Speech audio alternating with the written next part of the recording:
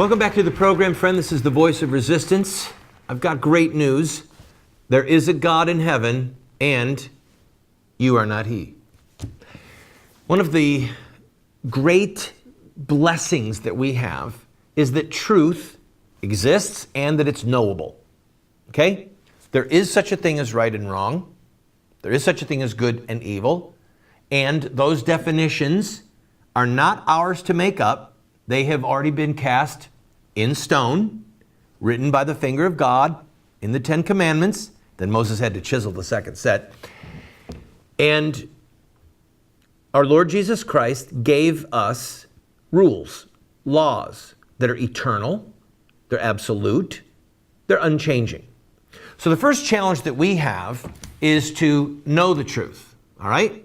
The truth will set us free. The truth can make us bold as a lion. But beyond that, we then move to what I was discussing regarding Winston Churchill, Patrick Henry, William Lloyd Garrison is this. Once you know the truth, what will you do with it? What will I do with it? It's not enough that we know the truth. Orthodoxy is important, but orthopraxy, the practice of the truth, is what is critical. Now, in the last segment, I discussed the fact that William Lloyd Garrison in the abolitionist movement, Patrick Henry with the revolutionaries that freed us from England's tyranny, Winston Churchill, who stood up against his own party in the 1930s and then defied Hitler in the 1940s and prevailed, that these men paid an enormous price for their faithfulness to the truth. And the challenge that you and I face in today's world of multiculturalism, diversity training, tolerance, the challenge that we face is to say the truth, hear me, without equivocation. Equivocation is a big fancy word which basically means you don't offer any quarter to your opponent, to your philosophical adversary, right? Relativism has plagued the Christian community. Relativism is when we say, well, everyone has to decide for themselves what is right and wrong. Ethics are not absolute, they're relative, all right? They're changing, they shift. And even if Christians would say, no, I believe in moral absolutes or I believe in absolute truth, oftentimes we are reduced to, well, this is how I feel and that's how you feel, and we both get to decide for ourselves what's right. Or, well, this is what I believe and that's what you believe, and we both have the right to believe what we want, and, well, we'll figure it out in the end. In other words, we give quarter to ideologies, philosophies, theologies that are either wrong, in error, or far worse, that are intrinsically evil and that enslave people to sin or to governments. So let me reduce this to where you are today, all right? If you know that abortion is murder, do you say it?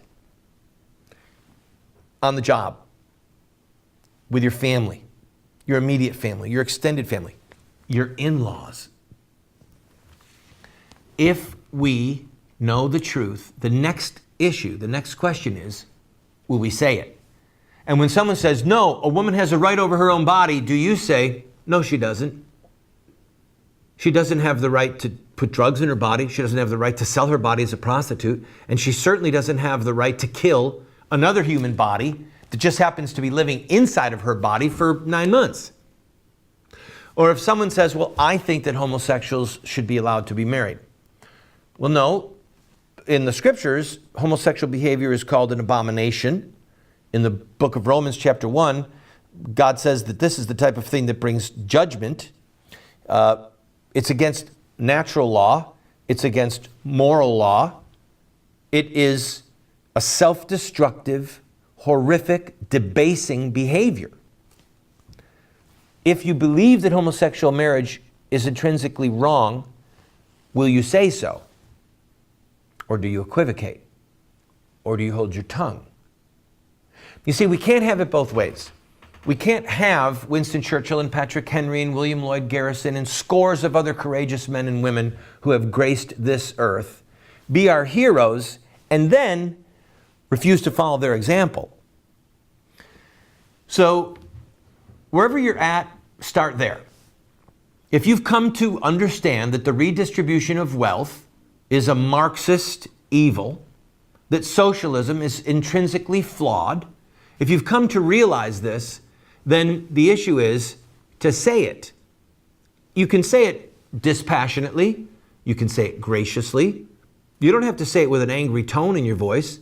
But if you're on the job and you say to your friends or your coworkers, nobody has a right to live off of the sweat of my brow by coercion, by coercing me. When Obama puts a gun to my head and says, you're going to pay for food stamps, that's not compassion. It's theft and it's slavery. You can say it in calm tones, but the question is, will you say it?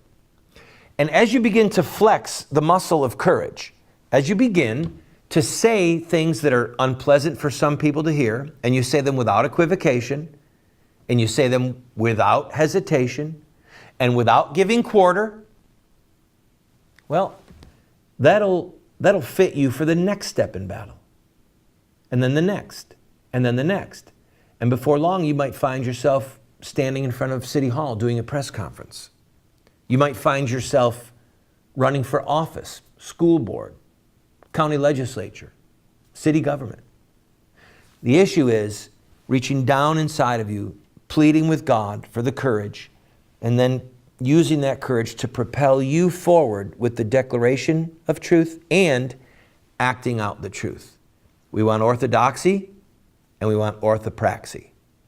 I'll be right back. We're going to talk about our good friends at Hobby Lobby, and I'm going to make a prediction about how long it will take for them to be prostituted by the vultures and the pimps in the religious right. Don't go away.